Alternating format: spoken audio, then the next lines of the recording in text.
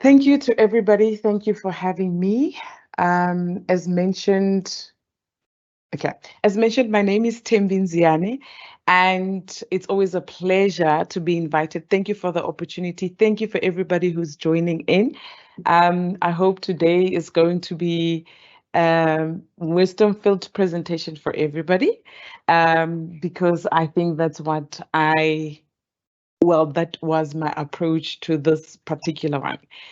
Um, so today, the title of my presentation is The Power of Exchange in the Context of Entrepreneurship, even though the principle that I'll be sharing can also be utilized by any stakeholder in the economy. So before I start, I just want to speak on the quote for today, which I took from Proverbs 1, verse 5, which is, "The wise will hear and increase their learning, and the person of understanding will acquire wise counsel and the skill to steer his course wisely and lead others to the truth." So this is just going to theme the whole presentation, that by having wisdom, we are able to guide our lives to certain goals, or to achieve a certain vision. So only through wisdom are we able to do that. And today I'm hoping that I'll be sharing that for everybody, and the takeaway will be so profound, because I believe this is more of an impartation that is going to be happening today more than anything, because I'll be sharing a principle. And I didn't want to take the approach of giving you information how to start your business, where to go to start your business, because I believe that is information that is readily available for everybody. You can go to Google, you can search through AI on how to do that in the South African context, or even in Africa. But today I want to share the principle of the power of exchange. And the method by which I'll be doing it will be through a story from the Bible. Even if you do not subscribe to Christianity, this is still relevant. I will share the story so that everybody is well aware of it.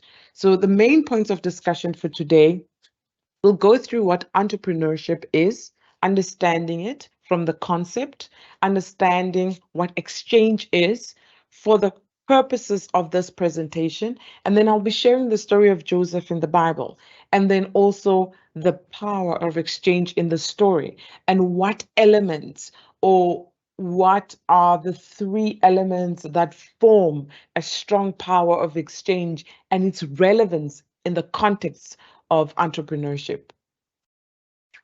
So I'm just going to go straight into it. Entrepreneurship, we hear it a lot. It's been a buzzword for the longest of time. What is it actually? So I just took two definitions from academics. All of them are pretty much similar, and we're going to sum it up to exactly what it means. What is entrepreneurship? The first one reads as follows: Entrepreneurship is the procedure of developing and extending a new business by mobilizing resources, taking risks, and chasing opportunities that provide value for stakeholders. And the second one reads: Entrepreneurship is the search for possibilities to generate value through creating or expanding economic activity, as well as identifying and exploring market defects and other resources of profit. So what we can take from both of them is that entrepreneurship is a process, or it's a procedure that helps one search for opportunities or find opportunities with the end point of creating or providing value. Entrepreneurship is a process or procedure of exploring, developing opportunities that generate or provide value. Everything else is just preference, is just context as to what is happening, or how everybody wants to, add to it in the context of whatever economy it may be. So entrepreneurship is a process or a procedure that seeks to exploit opportunities that generate value. That's what entrepreneurship is all about. That's the concept of entrepreneurship and what it is. And then next, we're going to explore what exchange is. For the context of my conversation today, exchange is to give and receive in return. Okay, so today I'm going to be sweet and short, and we're going to talk now about the story of Joseph. In the Bible, this is found in Genesis 41 to 47. And I'm just going to share or summarize the story from the point where Joseph was in prison. So Joseph found himself in prison, and I'm not going to speak about the backstory as to how he got there, but I'm going to start from the time where he was in prison. So he's found in prison, and in prison he was entrusted to be managing all the prisoners, even though he's a prisoner himself. So one moment there were two prisoners or two people who worked for the king of Egypt who were also now imprisoned for offending the king of Egypt. It doesn't emphasize as to what happened. So this is the chief cupbearer, who is a butler, and a chief baker. So both of them offended the king of Egypt. I wonder what they did. So they found themselves being served by Joseph. So Joseph, one morning, as usual, serving them, he saw both of them sitting and they looked upset. And Joseph was asked them, what is the issue? Why do you guys look so upset? And one of them said, each one had a dream last night, and we both don't know what each one's dream means. So Joseph said, God is the interpreter of dreams. So tell them to me and I will interpret them, provided that when you get out, you put in a good word for me, so with the Pharaoh, the king of Egypt, so that I may also come out of jail. And they both agreed to say, okay, sure, if you're able to interpret the dream accurately, then we will put in a good word for you. And he both told the cupbearer, who's the butler, that in 3 days' time, the king of Egypt will reinstate you to be chief cupbearer. And he said to the chief baker, in 3 days' time, the king of Egypt is going to kill you. You're going to be hung, and the birds will be eating your body. There won't even be a burial. So as time went, in 3 days' time, they both came out, and as Joseph interpreted the dreams, they both became true. And as time went by, Pharaoh, the king of Egypt, had a dream himself. He had two dreams, in fact. And he called all the wise men and all the magicians in the land of Egypt. And he called all of them and he said, I am bothered. I had two dreams and I don't know what they mean. Could you please let me know what they mean? And he told them what the dreams were. For the sake of time, I will not mention the dreams because the story will still be relevant without knowing what exactly the dreams were. So none of them could interpret the dream, but the chief butler, the cupbearer, remembered that when he was in jail, Joseph was able to interpret their dreams and the dreams became true. So he said to the king of Egypt, King, there is a Hebrew boy whom we were in prison with called Joseph. He was able to interpret our dreams to accuracy. I think he will be able to assist you. And the king then said, very quickly, call him here so that he can come and interpret these dreams. So Joseph was called, he prepared himself, he went to take a bath, he shaved, he presented himself right in front of the king. And the king told Joseph his dream. And Joseph said, God will interpret. Please tell me what your dream is, and I will interpret it. So he did. So Joseph said to the king, both your dreams have the same meaning. It's one dream. God is saying to you that you will have 7 years of good season, plentiful season. And then right after those 7 years, there'll be another 7 years of famine in the land. And he interpreted this dream for Pharaoh. And then he then said, I would therefore recommend that you hire somebody who is wise in counsel, somebody you trust and respect, to be governor of the land of Egypt, and then appoint officers under this person, so that in the 7 years of plentiful, we may save 1/5 as a tax to the land, so that we can save it as reserves for the 7 years of famine, so that the land of Egypt can have enough food and survive the famine. And in the eyes of Pharaoh and the servants of Pharaoh, the king of Egypt, he found favor.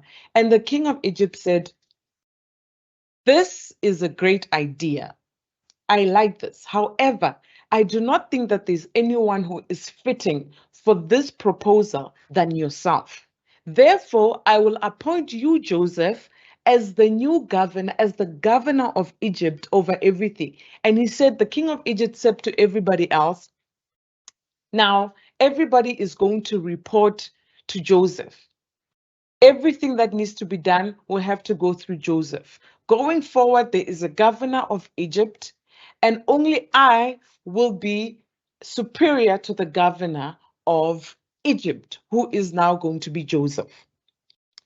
So now this brings me to how Joseph became the ruler of Egypt. This brings us now to what I want to talk about in terms of the principle of the power of exchange.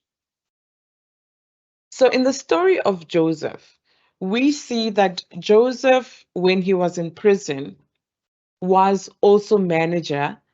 And on top of that, Joseph was able to derive some sort of value and take advantage of the situation where he was by interpreting the dreams. The two servants of the king of Egypt, the cupbearer and the chief baker, he was able to assist them, add value to them.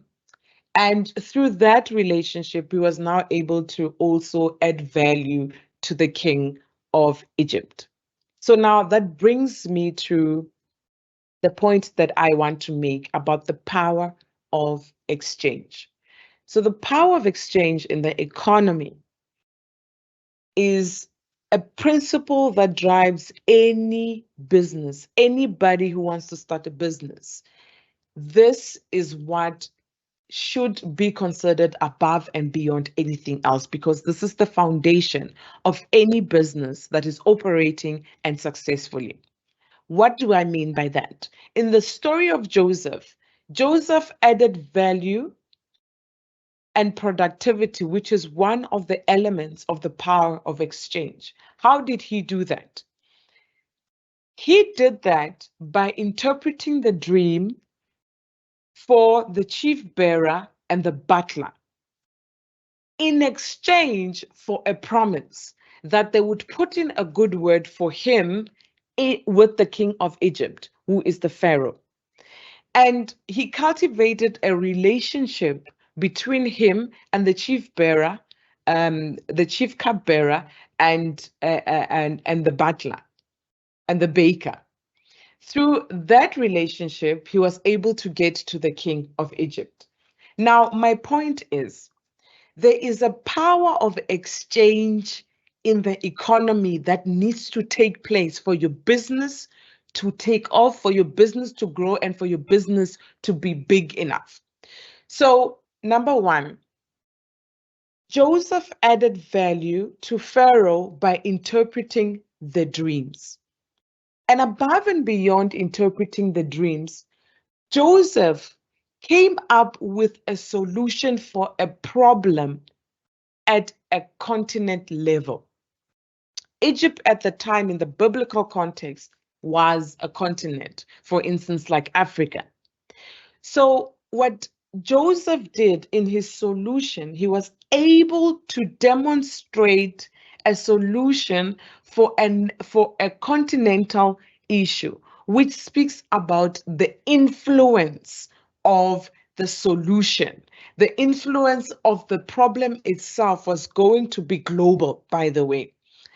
What happens after that is it everything happens as Joseph has said. They had 7 years of plentiful and then 7 years of famine. And in the 7 years of famine, everyone in the world came to Egypt to buy food because Egypt could forecast through Joseph. Egypt was able now to become even wealthier because of the solution that he had. So, what am I saying? What I'm saying is there is a power of exchange that happens in any business or that should happen before you start any business or even think about starting a business. Or if you are in business, how to scale your business and continue to be sustainable in your business. This is also applicable to anybody in your career or anyone who is a participant in the economy. The power of exchange is so important. The first one is value and productivity. Joseph was able to add value to Pharaoh and solve a problem that is a global crisis. Now, he did that through a relationship of previous previous success, a previous power of exchange that happened between him and the two prisoners who were servants to the king. Now, what happened to that relationship is Joseph was recommended through a track record of success that he has to Pharaoh. So the power of exchange that happened, the value that he added in prison, now took him from prison to being ruler of Egypt because he was able to demonstrate that same value and productivity to the king of Egypt. So then that speaks to the relationship part of the power of exchange. And then the influence part of the power of exchange is demonstrated through the problem solving. How big is the problem that you are solving in the business you want to start or the business that you are in? How big is that problem? Because business is not just about ideas. The ideas need to be formed, need to be influenced and illustrated through resolving a problem. So is your problem regional? Is your problem extensive? South Africa wise? Is your problem Africa big, or is your problem international big at a global scale? Whatever demographic your problem is able to resolve, that will be your area of influence. And that forms part and is the third pillar of the power of exchange. When you want to start a business, when you want to participate in the economy as a professional, the power of exchange is a principle that is applicable to everybody. And it's so important to look at it from these three perspectives: value and productivity, relationship, and influence. Everybody in the market is judged by the track record, whether you are a professional or whether you are in business. So if you're a professional, for instance, they are going to want to request your CV. They want references of people you've actually worked with, and they want to know what value and productivity do you as a person bring. Your degree or your qualification will get you access to the market. What keeps you and what determines your currency is the value which you will add in the marketplace. So that is also highly influenced by which problems you are resolving. When you are in the workspace as a professional, are you resolving small problems or are you resolving big problems? As a business, are you resolving small problems or are you resolving big problems? So the bigger the problem, the bigger the solution, the bigger the influence, the higher the revenue, the bigger growth the business grows. And as a professional, if you are a person who resolves matters for the department, matters that affect the whole institution or the whole organization at policy level, at high level, then you become so valuable. You will be able to see it through promotions, through being trusted with bigger responsibilities and opportunities. And that is the power of the influence. But the influence comes from the proportion of the problems that you are facing or the problems that you are attempting to resolve. So what I'm trying to say is Joseph was made ruler because he identified, diagnosed a problem. So now Egypt, in the context of our conversation, can be the workplace or can be the economy. And Egypt was a continent in the context of our conversation and in the biblical context in Genesis. It was a continent, a wealthy continent. That's where everybody went to make money. That was in the context of South Africa would be Johannesburg. That's the capital of where money is. If you want to make money, you go to Gauteng. We all know that that is the province of gold. That's where the money is. That's where professionals make the most money. It's either you're in Johannesburg or you're in Cape Town, depending on the economy and which part of the economy you are currently operating in. So as a business, Egypt is now the economy or the industry by which you find yourself in. So in that industry, what problem are you resolving? In your workplace, what problem are you resolving? And whatever problem you want to resolve is going to be based on these three things. The principle and the power of exchange depends on these three things.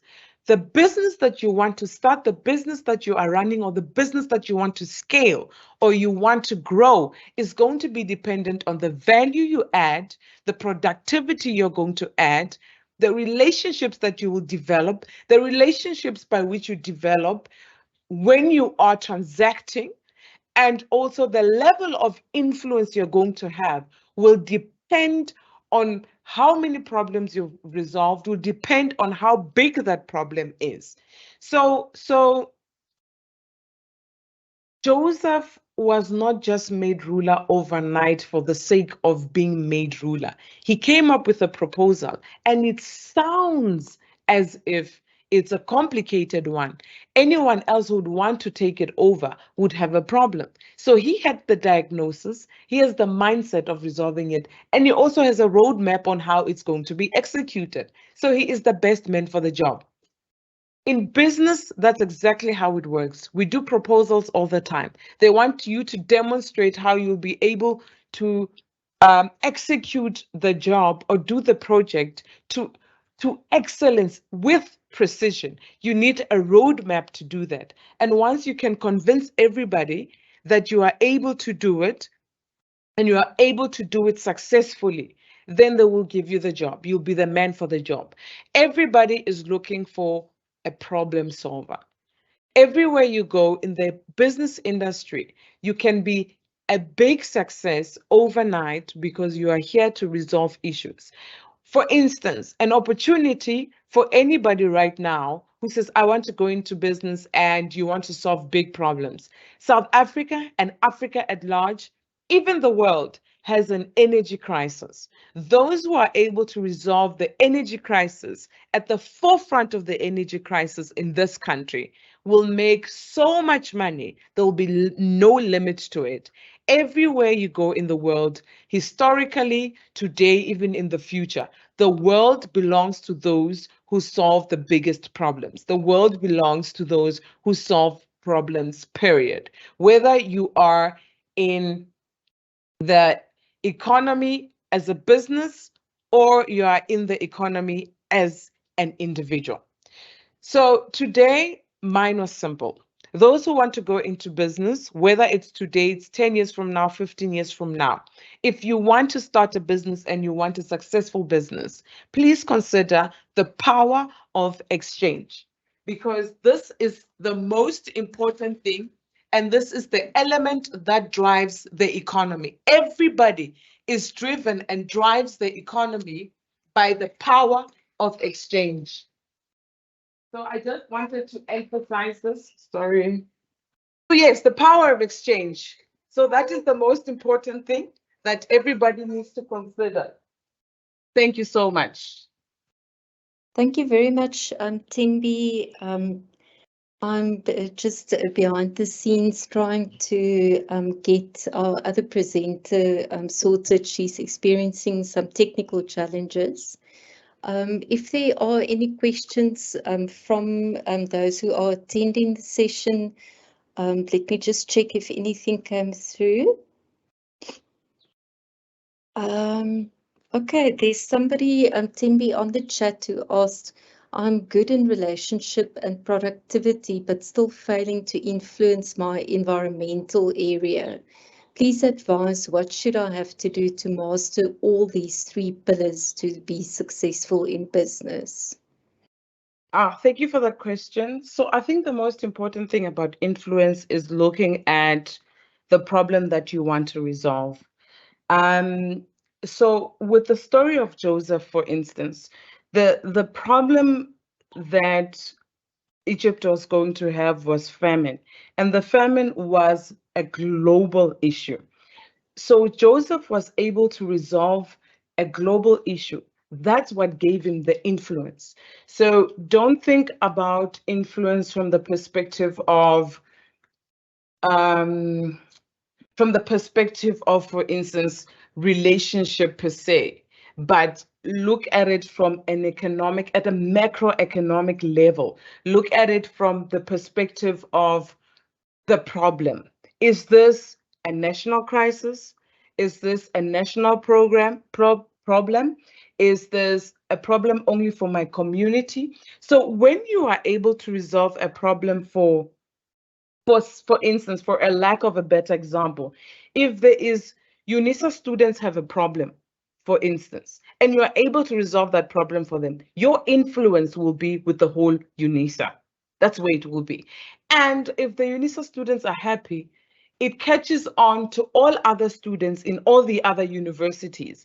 And then it becomes what? It becomes a national problem that was resolved for everybody. And then your influence then reaches over from just being at UNISA to all the other institutions. And because higher learning institutions are not only in South Africa, then it moves above and beyond South Africa, going into the continent of Africa and potentially globally. So whatever issue that you want to resolve, whatever problem you are resolving, the scale of that problem, or the community in which that problem affects, that will be your area of influence. So if you can resolve a problem for a community, your influence will be community wide. If you are going to resolve an issue for national government, then your influence will be at the national government wise. So I don't know if that answers the question. Thank you. Thank you very much, Thembi. Okay, so that's the only question that we have so far. But I do also believe that you may have to leave before the end of our session. What we can do is, if there are any questions that anybody might have, please continue to post the questions. We will try our best to attend to them. Otherwise, we will also ask Thembi to respond to the questions, and we will then post that together with the recording of the session that we are going to publish on our YouTube channel within the next day or two. So our next presenter, Ms. Neo Moate, is with us. She did experience some technical challenges, so we had to make a different plan. But she said she will definitely end off the session on a high note. And with that, I'm inviting Mrs. Makanya, if you could please just introduce Neo to us. Thank you, Lisa. Thank you that finally we managed to get Neo, and thank you to Thembi. To introduce Neo, Neo is an intern psychologist and entrepreneur who hails from a township called Garankuwa, located 37 kilometers northwest of Pretoria, Gauteng province in South Africa. In 2012, she founded a whole Black woman-owned company called MBS Garden Services. Live it to us. That's their motto. Trading under Moate Business Solutions Property Limited, which specializes in landscape design, irrigation design and installation, rehabilitation work, and garden maintenance services. Neo has a vast knowledge and experience in the field and working on residential and commercial development in Pretoria, along with her parents, who are also farmers in Rustenburg, Northwest Province, reinforced her enthusiasm for business and education as one of the most crucial things for from a young age. She is also enthusiastic about community outreach initiatives and gives youth motivational speeches about entrepreneurship and career advancement. You inspire and awaken the hearts of others by doing what you love. Never be afraid to pursue your passion. And that is her motto. And just to conclude the introduction, Neo is so passionate about breeding pigs and producing pork. Ladies and gentlemen, please welcome on our virtual stage, Miss Neo Moate. Thank you, Lisa. Good day, ladies and gentlemen. Thank you so much for the warm introduction. I really appreciate, being part of this team. Every time when I'm being asked to come and speak to the students, the students is the ones that I enjoy speaking to the most, because they are full of enthusiasm, passion, and also they are ready to steer the world. So, like it's mentioned, my name is Neo Moate, and I own Moate Business Solution. And under the Moate Business Solution, I run two companies called the MBS Garden Services and also the TTMP Piggery Farming. As you can see, we can go to the next slide, please. So, basically, who is Neo? So Neo is made up of various components, which one can basically say. Neo is an entrepreneur, and Neo comes from the inspiration of entrepreneur comes back from the parents and my grandparents, who gave me vast knowledge of experience when it comes to that. So one didn't know that I'm doing entrepreneurship, but it was basically doing a lot of skills from the parents. And my motto also in life is which means you are who you are because of the people. And that's basically how I survived my motto in life. So basically now I'm going to talk of one of the businesses that I do. We can go to who we are. So who we are, the TTMP Piggery Farming started in 2019 as a wholly Black-owned entity. So the TTMP Piggery Farming is in Ratau village, which is 40 kilometers outside of Rustenburg. So what we do, in the next slide, we supply of live pigs. We do intensive breeding from farrowing to finisher, supply of graded carcasses and processed pork, and raising or breeding of stock. So how we started this business is very quite interesting. It was a time where there was listeriosis, and I think I just finished my honors and also working with Unisa. So when it was listeriosis, so many people were like, we want to sell our pigs, because let's knowing that listeriosis is basically the processed meat, which was having a lot of contamination and people were getting sick from it, but not from the pigs itself. So now people were selling their pigs at 50 rands, and I'm like, yo, this is a bargain. We went to the auction then. And at 50 rands, we thought to ourselves, you know what, let's just take these pigs. 8 pigs, we took them. So after taking these 8 pigs, we realized that, we've got pigs now. How are we going to manage these pigs?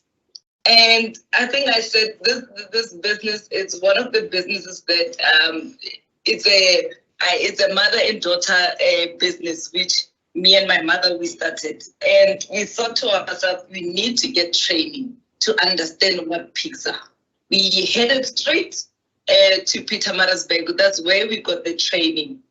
So when we got there, it was so exciting. It was very nice. We had to wear the uniform, cleaning of the pigs and all those things, which was very interesting.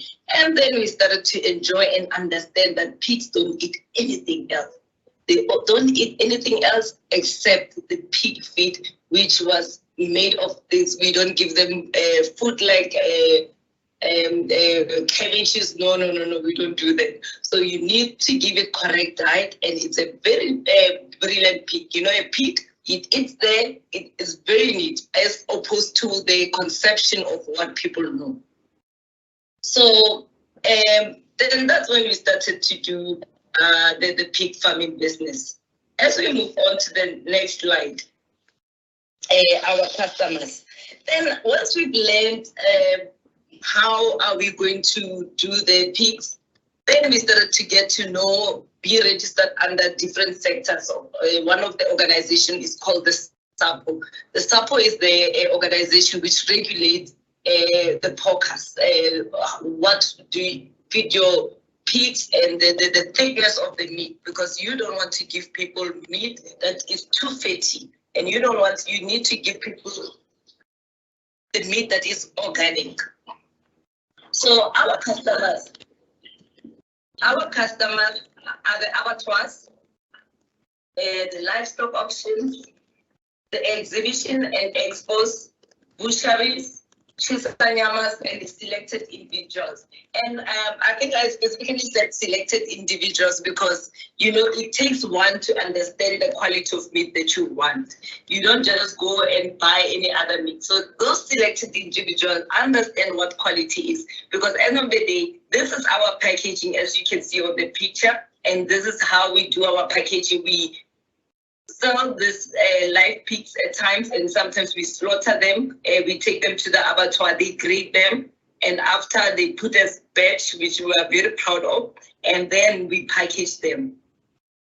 So, and it's very interesting. It's very interesting that when it comes to the piggery industry, because you get to see and explore and understand different dynamics of other people, which takes me to the other slide where we are going to the trade of the business. So basically the trades of the business, the pros of it was creating employment.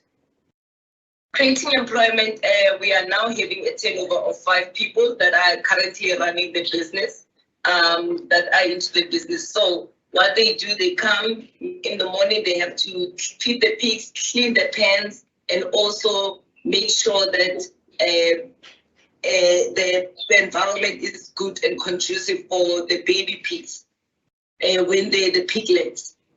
So also the high production rate, that's one of the best things when it comes to piggery industry, because one pig, it can give birth to 2 children, two sets of kids within a year. So, and also within a month, 2 months, you are ready to sell the pig. You are ready to sell the pig, and one pig can only can give birth to minimum of 16, unless you have then the death rate amongst the thing. So one of the cons about it is feed pricing. Like any other business, you know, the cost of feeding is quite expensive, and these are one of the challenges that we are faced as farmers. That the feed is quite expensive and you don't get the return out of it. So at the end of the day, you don't know if you're making profit, you are running at a loss, and you are running at everything.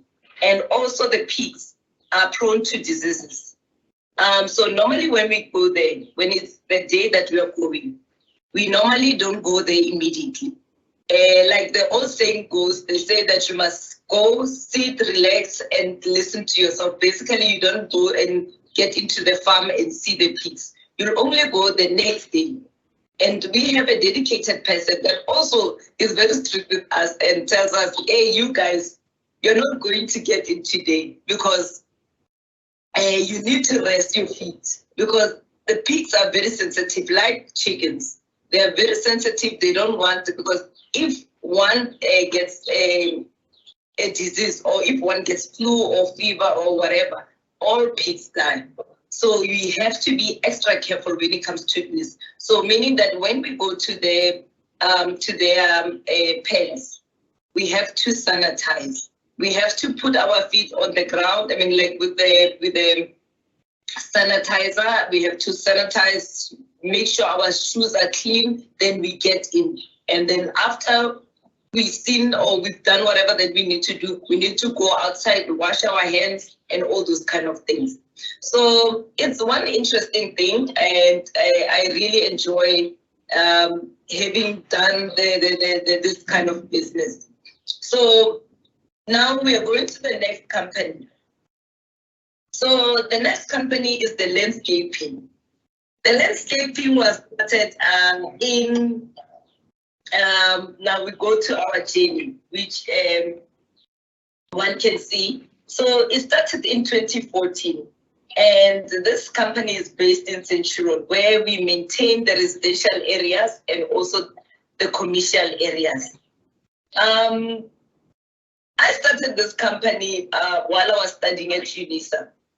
I was an undergrad, and I felt that there's a lot of time in our hands as students, because you study and you don't have, I mean, like you study, but you know, it's an online institution. You don't have an in-contact class with lectures and all those things. So I felt, you know what, let me generate income while I'm sitting at home. I remember, I don't know how this idea came, but I know that when I was young, I used to cut the grass, but I never knew that I would turn it into a business. So I remember one day, one client of mine was like, you know, we're looking for someone who does the garden. I'm like, no, I'm the one that's doing the garden. I advertised the company before it existed. The lady gave me a contract and said, you know what, come do my garden. Then that was my first breakthrough of starting the business. That was my first breakthrough. And I started, if you go to the next slide, you will see that this is one of the houses that I did the landscaping for in Dreamt Estate. So those are the joys of having the business. And what we do is we specialize our service, we utilize in the landscape design and installation, irrigation design and installation, and rehabilitation work, maintenances and services. So, so if you can see now, we go to the next page where there's landscaping. On the landscaping, you can see this is what was happening before. So I turn people's gardens from their doomed gardens, very dull and everything, then I put life into them. So, and this was the after one. So basically that's one of the things, just an example, just to show you what is it that we're doing. And then on the second platform, this would be the garden cleaner. So basically the garden cleanup, we find houses which are extremely, you know, they need deep cleaning. I can't describe the weight. So sometimes you find like ions in there.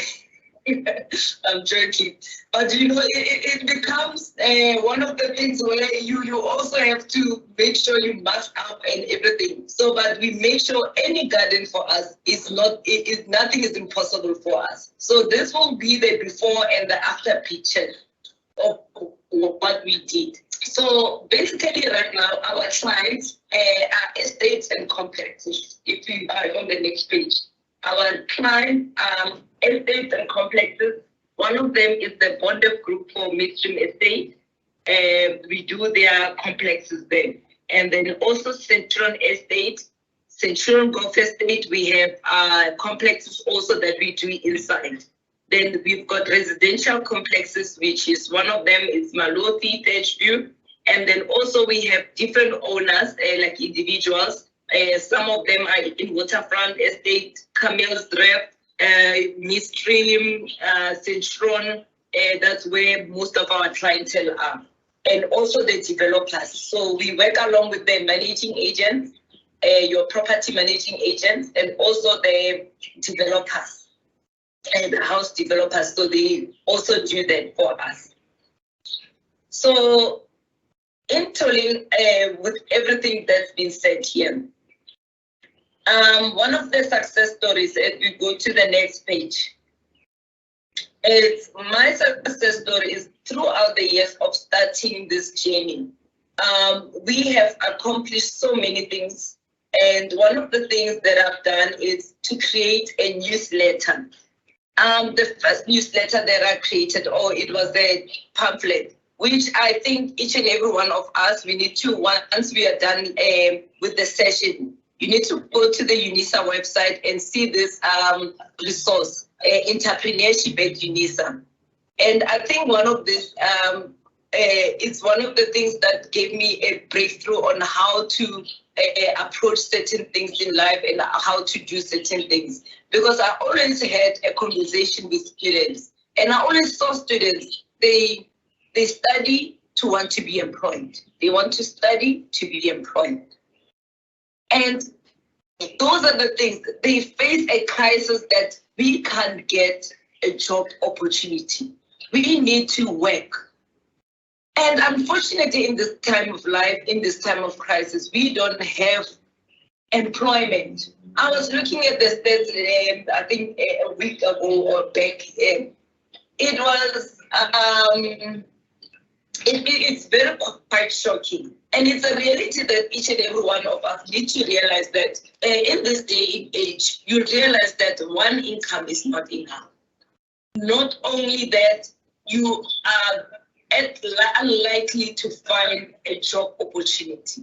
So entrepreneurship at Unisa is one of the things that was round up that also explain what entrepreneurship is all about, what means there's also a term called intrapreneurship, and also the resources of how do you start your business, where you need to go when you want to start your business, funding, and all those things. So once you look into this the brochure, you'll be able to see.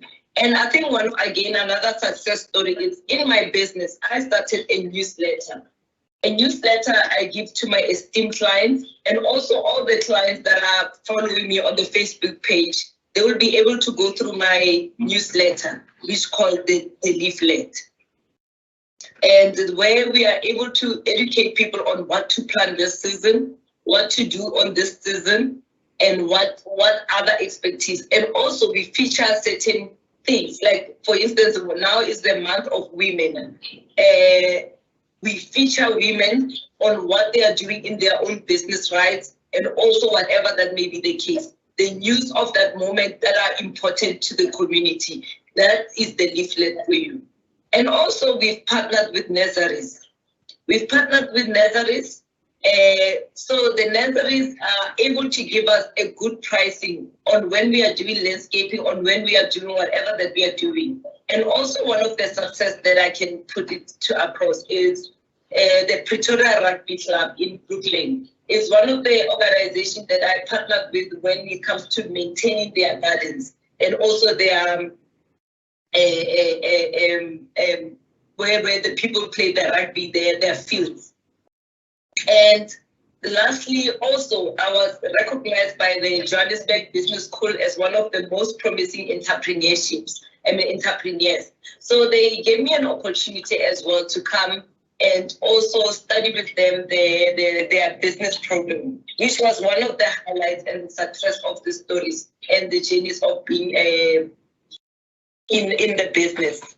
As we move to the next page, I think this is the summary basically of having to network, which is very important. Networking. I think, one of the things that throughout life or throughout my journey, I look back and I reflect. And one of the things that I reflect on is having to encounter with the late King Zulitini.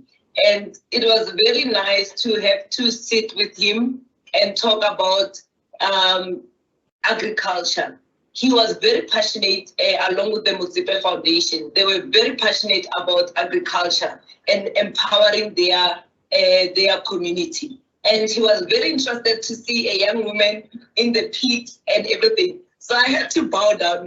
In this picture, I had to bow down and speak to him on several things. So it was one of the privileges. And the one below the picture, it's one of the highlights where I had to speak with the men in the Eastern Cape, the Ankole men. I always call them the Ankole men because they always have the Ankole cows.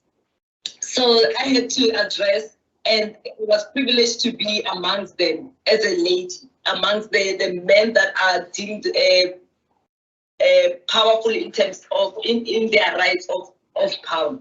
And also to be featured in one of the magazines, and also the Austrian magazine, where I was featured and talked about my company for the landscaping. So generally, all in all I can say to you guys is your time is now. You do not have to hesitate on starting a business. You do not have to look and do the surveys and do market research. I want to go and do the market research. I want to go and do to see which people favor what and all those things. No, you start now. You must start now. Your company, when you have an idea, you mustn't sit very long with that idea, because once you sit very long with that idea, there's another person that's brewing that idea and is going to make it 2 times better. Start with your business, and let me tell you, the challenges are very nice once you've seen that you are able to overcome them. One of the things that is very nice is not every one of us can be entrepreneurs, and that is a fact. Not every one of us can be entrepreneurs, but every one of us can be entrepreneurs in our own field of space. You can be in an office and do your work as an entrepreneur, being able to know that I'm delegating the task and the projects by this time till this time. I must have ensured that I am finished with my project. So also, one thing is having multiple stream of incomes in different sectors. It's important. And the reason why I'm saying that is right now I'm currently doing my internship as a psychologist. And secondly, I'm doing my business in gardening service. And the other basket of eggs I've put, I'm doing the piggery farming. So one needs to look into that, so that one factor of faith, because you know what, just an example, just to give you an example why I'm saying this. We had a COVID, which now it's a history we don't talk about as often. But when I was during the COVID, one business died down, which was the gardening service. The gardening service had to die down because no one was supposed to be traveling. Everyone was indoors. So it had to die down, and unfortunately, no one had to do anything.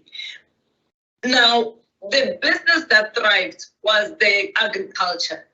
People were home, people were craving meat, they wanted to braai and all those kind of things. So you see, once you put your eggs in different baskets, you are able to know that, okay, once I've done this and once I've done that, so it will able to assist you in different sectors. So guys, going to the last slide, it's a yes for me. It's a yes to say we did it, and you are going to do it. And I want to hear you in 2 years' time coming back and speaking to Mrs. Makanya, and saying, you know what, I want to present. I know I've listened to this lady. I've listened to the Mothudi services. I've listened to Neo speaking. And I think, you know what, this is me. This is me because of them. And I want you guys to come back and give me your feedback to say, wow, I've done this. And, you know, one of the things that like I said, I'm very passionate about mentorship. One of the students at Unisa came to me, who studied horticulture. She came to me and said, you know what, I would like to do my practicals with you. And coming from a point of no horticulture, I had to train her. I had to teach her on how the business is run and how everything is run. And currently right now, she's being employed in Mpumalanga at the Thembi. And because of being able to listen and to absorb and to understand what needs to be done. And she's one of the students that I take care of, and I have to ensure that she's doing very well in her life. And I want to make a difference. And I hope me talking to you will make a difference. And I would like to thank you, everyone, for having to listen to me and having to come in and log in. It's because you guys want to make a difference in your lives. And I hope that you do make a difference in your life and come back and give us a history, a story to say, you know what, through this, I'm able to do this. I'm able to better myself as a person. And yeah, thank you so much. And I really appreciate having talked to you. Thank you so much, guys. Thank you, Neo. Certainly very inspiring that you shared with us. I just want to encourage those who are online, if you have any questions, please don't hesitate to ask. As I was listening to both Thembi and now also Neo, I wonder if the two of you could share with us just how did you get to your first idea of your business? Was it very like a long process? I know now you talked about that we mustn't wait, we must just start. But how did it happen that you, for example, got to the ideas that you then decided to turn into businesses? Thembi, if you're still with us.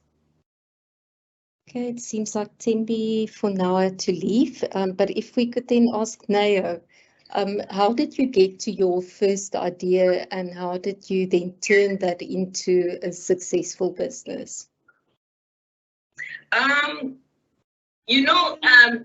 Simple things are the ones that are simple ideas or things that you enjoy the most are the ones that you are eventually going to end up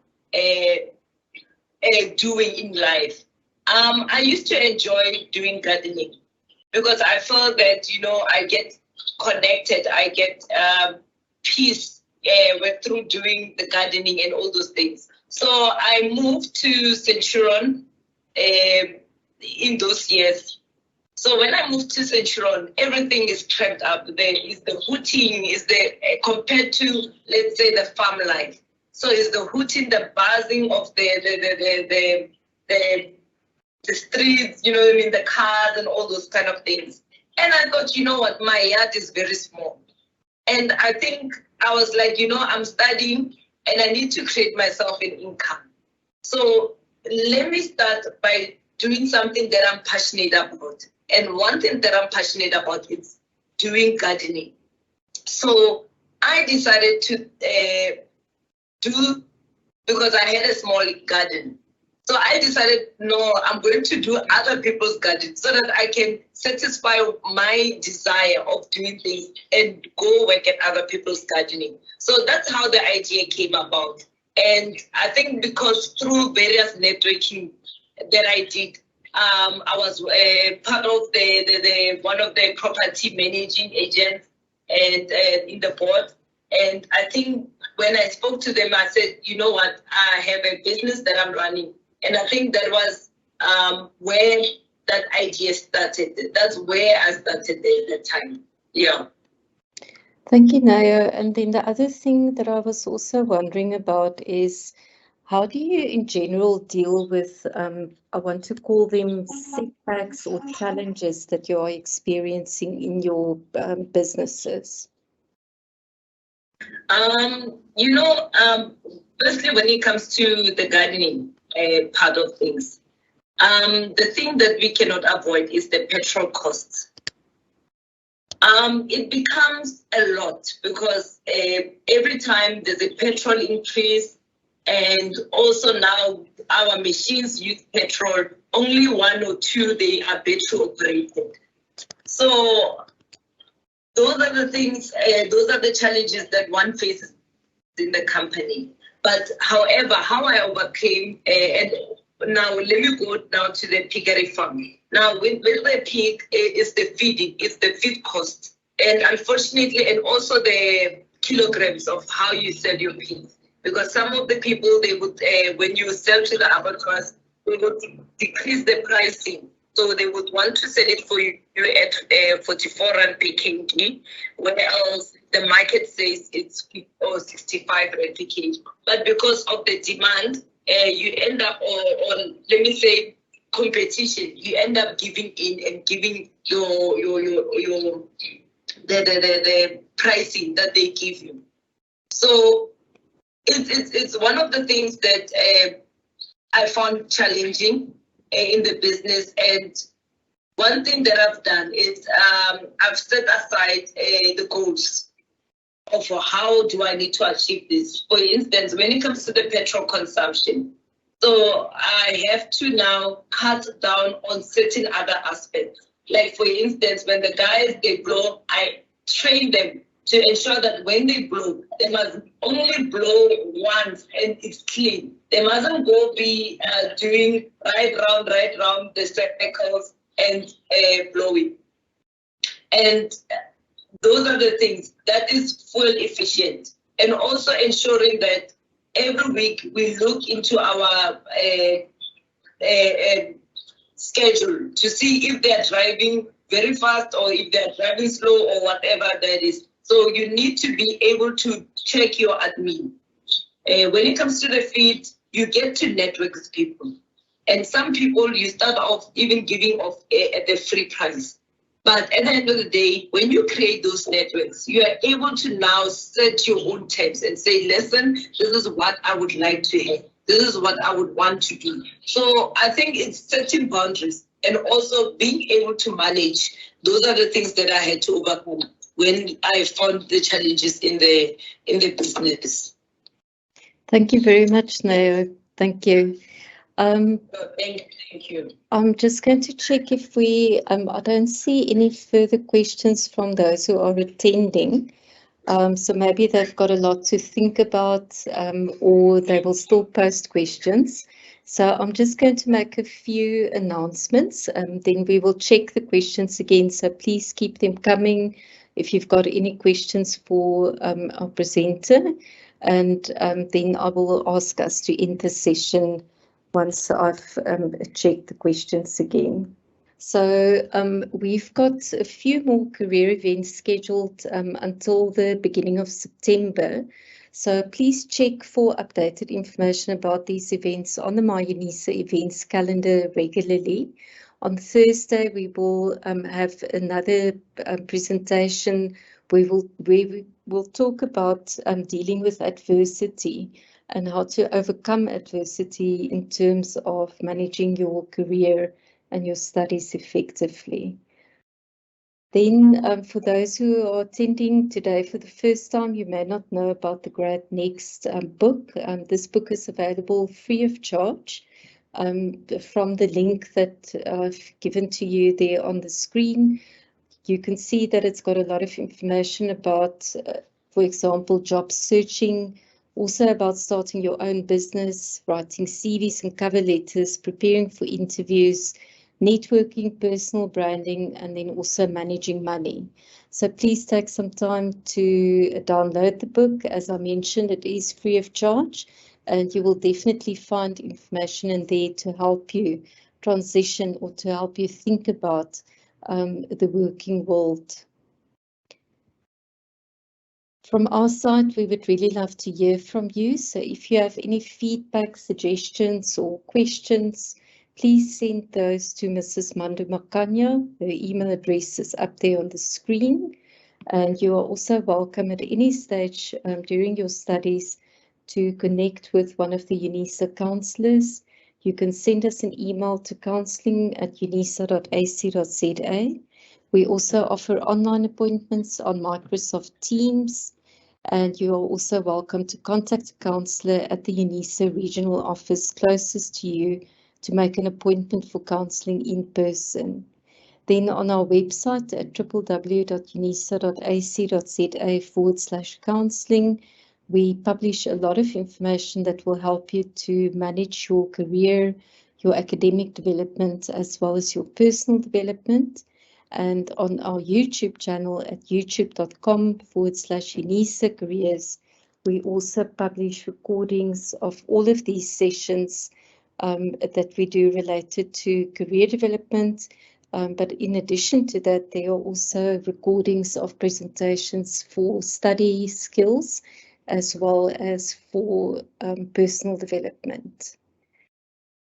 Okay, so let me just check the Q&A again.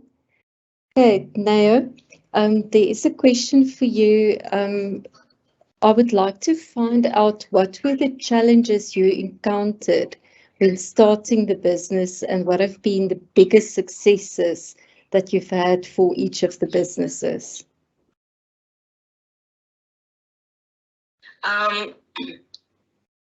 One of the challenges I had in the businesses, as mentioned, is the costing of things. And unfortunately, it's not becoming easy in life in terms of the costings. The petrol is something that we can't control. And also the pig feed, the feeding of the animals, it's quite expensive. And also, when I started the business, you are coming from a space of where you are not. Let me say, I'm a psychologist by profession. So when it comes to other things, there are skills that I learned from my grandparents. There are skills that I learned from growing up. You know, those are ingrained skills that I didn't have to go to university to learn. So, but once you get into the industry, you get to see different terms of things, terms in terms of people communicating their language, specific language, especially when it comes to the pigs, they will talk about the F1. And then when it comes to the garden service, then they would tell you different names of plants. And those were the challenges. I had to go to the nurseries and sit at the nurseries. And I'm very grateful that there was one guy that I had to network with, and he taught me this plant, what are their benefits and all those things, while I had to learn those things. And also, now when it comes to the feed, I had to go learn to train. And I think one thing that I have to highlight here is ongoing learning is very important, because even though, yes, you start your business, you need to start to learn on how do you run that business, or understanding the terminology in that business. And like one of the successful stories was having to be featured. And as you can see in one of the pictures that I put there, I had to appear on TV, talk about my business of landscaping. And being the female in that industry, it was very quite shocking to people, especially when they saw me holding the machines, working. You can go check my Facebook page. You'll see that sometimes I will be cutting things and I will be doing this. And it's me also showing that women, we can be able to do that. So, yeah. So those were the fun, those were the challenges and the successes that I also faced in the business. Thank you, Neo. And then somebody is also asking whether you have any expansion plans in the future. Most definitely, most definitely. Like I said, I was featured in the Austrian magazine. So the gentleman at the Austrian embassy, he came to South Africa, and then he was working with the Department of in Gauteng, and also in the Eastern Cape. So when he heard about my work, he came and saw that I'm doing gardening, which he teaches on planting vegetable gardens. So he came and admired what we are doing as a business. And he got to write to the Austrian embassy to say, listen, we need to feature this woman to be on board. So it's one of those things that I wish to now go to Austria and go to expand to other countries, especially I'm looking not only to be in Gauteng, going to the Western Cape, going to and because I get a lot of people also inquiring, wanting to start a business. And already with the success of the business, I had to buy one company as well to be part, because the lady was tired with the business and wanted to focus more on construction. So then she asked me, you know what, I want to give you the clients and the business for this. So it's one of those things that I want to see myself growing big. I want to see myself having 500 sales, being able to supply big retail stores like your Spa, Pick and Pay, and all those things. I want to see myself expanding to be bigger, and also having to go to, especially in Ireland. There's a gentleman that I network with from Ireland. He also does piggery. So I want to see myself partnering with those kind of people and being able to him to call me and say, hi, Neo, do you have big pigs? Can you export or whatever, Yeah. Thank you. Expansion is... Sorry about interrupting you. You can finish. Yeah. We just have one last question for now. Is, do you have any mentors, and how significant have they been in your life? Yes, I've got mentors. One of the mentors, we find them online. They don't have to be meaning we communicate online. They don't have to be physical. And I do have mentors. And those are the people that are in the industry as well. So one of them is the lady from Channel 176, Tanya Fesser. So she's one of the ladies that I met up with, I think it was 2018, 2019. And she was like, you go for it. And I was like, yes, I want to go for it like you too.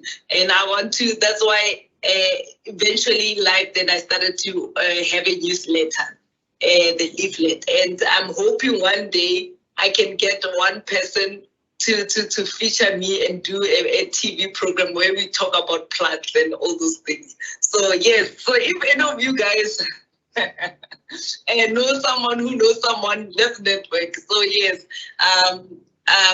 that's my plan for future. Yes. Thank you, Neo. And then just as a last thing, are you comfortable with anyone who would want to contact you for further discussions? If they can find you on social media, for example, if you can just share where people can learn more about you and maybe how to contact you. Yes, here's my email, the CEO MBS Gardens @outlook.com. You can find me as well on the Facebook page. You can pop me a message or Instagram. So all the things are there. You are more than welcome to send me an email. Let's take it from there. Let's communicate and let's see how best can I assist. And if I can be able to refer you to someone who can be best to assist, then I'm more than welcome to do that. Thank you so much. It's a great pleasure. Okay, so those are that was the last question. If I could then please just invite Mr. Becky Mzobe to end off the session for us. Thank you, Becky. Thank you so much, Lisa. And good day, everyone. Thank you for an opportunity to give a vote of thanks today. On that note, I take this opportunity on behalf of my colleagues and the entire Directorate for Counseling and Career Development at Unisa to express my sincere thanks to our guest speaker, Ms. Neo Moate and Thembi Nziane. Neo and Thembi, your presentation was very inspiring, especially to someone who still wants to start a business or who is in business already. Thembi spoke about the power of exchange and adding value in a business, and that you need to be a problem solver if you want to start a business. Neo spoke about importance of networking. She also highlighted the idea of not putting your eggs in one basket. Neo, I want to salute your bravery as a woman by venturing in agricultural and landscaping business. Those areas of business are very challenging. I'm also interested in agriculture. I've already started, but I know the challenge is there. I think your stories of successful entrepreneurship like you are inspiring. Your stories will give hope to someone out there who still wants to embark on this journey of entrepreneurship. So as DCCD, we thank you for accepting our invitation. We look forward to a continued partnership with you. Thank you so much, Neo. Thank you, Thembi, for sharing your stories with us. Back to you, Lisa. Thank you very much, Becky. Also from my side, a huge thank you to our presenters, to Thembi, as well as Neo. Especially also thank you to those of you who are attending the session and bearing with us in terms of starting late due to some technical challenges we experienced. I do believe that coming from the presentation, you will have a lot to think about and also to be inspired and excited about starting something of your own. As I've mentioned, we do publish recordings of these sessions on our YouTube channel. So within the next day or two, we will be publishing a recording of this session on our YouTube channel. Thank you very much, and we hope you have a great day further.